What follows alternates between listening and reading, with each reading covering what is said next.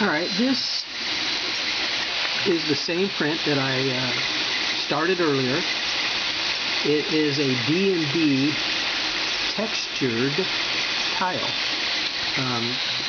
What I did on the original STL file is I exaggerated the texture to make it more mountainous. Okay, so what you're seeing is a much taller texture, higher.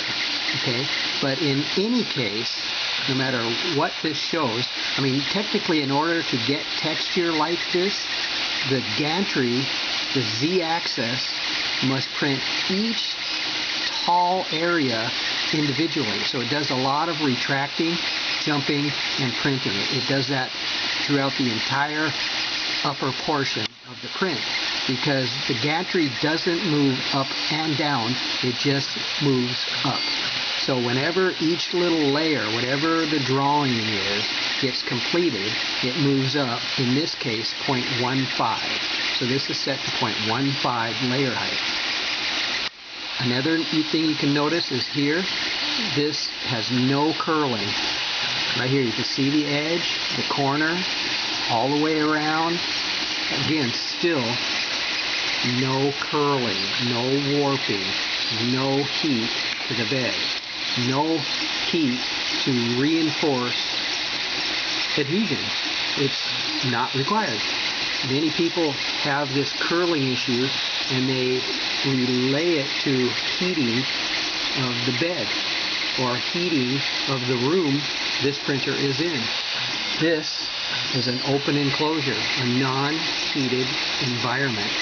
So I didn't want to have to rely on heat of any kind, whether it's the bed or whether it's the room temperature.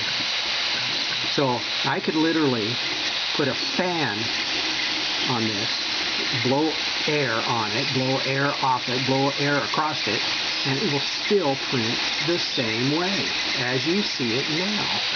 That's what I wanted.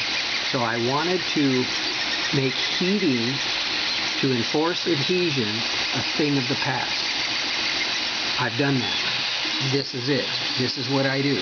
So in 5.5 years, I've never had an issue with a print curling or warping or coming off the bed during the print. I can confidently say that with proven results. This here is a non-heated bed. Again, okay, zero set point on the bed, room temperature. I take this printer to an open air, all year round flea market. The air many times during the, certain parts of the year is cold. Cold is, you know, uncomfortably cold. And yet the printer will still print as you see it right now. The only time heating is an issue is when the room temperature is above human temperature. I would say, you know, if you're in a room that's 80 degrees plus, up into the hundreds, or even, 80 degrees above, your printer's going to have problems. And it has nothing to do with adhesion. It has more to do with the air that's being blown here into the heatsink. If the air in the room that's cooling the heatsink is hot, you know, way too hot than normal comfortable temperature, then that heatsink is not being cooled efficiently. So what happens is a heat creep begins to approach, goes up into the heatsink, and the filament being pressed into the heatsink gets soft. And you don't want soft filament in the heatsink. You want the heatsink to keep the filament rigid until it gets to the heating block. So room temperature is an issue when people are printing ABS in an enclosure that's got temperature above 100 degrees in order to hold it to the bed, yet that same temperature is not allowing the heatsink, the red heatsink or any kind of heatsink, to cool properly. And you have issues. And then, of course, they blame the printer. So anyway, as you see here, no warping, no curling or print leaving the bed, no Elmer's glue stick, right there you can see for yourself.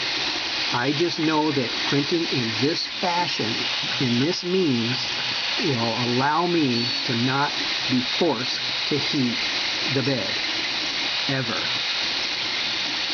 So this has another 2 minutes, and this print will be done.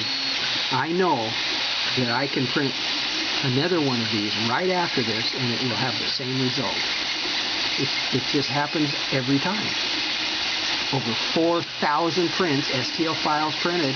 This will be added to that group, okay, because it just works. It always has. You know, keeping the printer basic like this, no added bullshit up here, no added bullshit here, no electronic gizmo.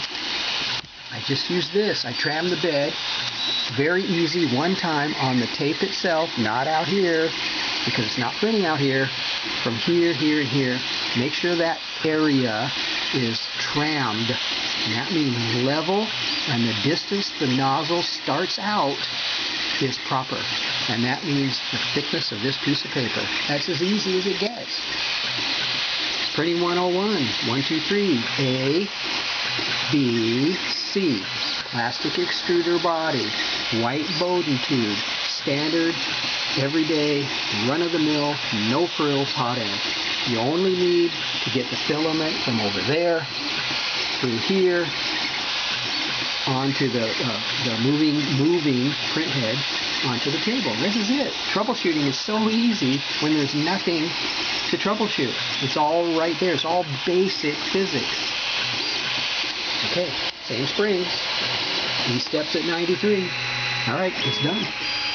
No curling, no warping, no Elmer's glue stick.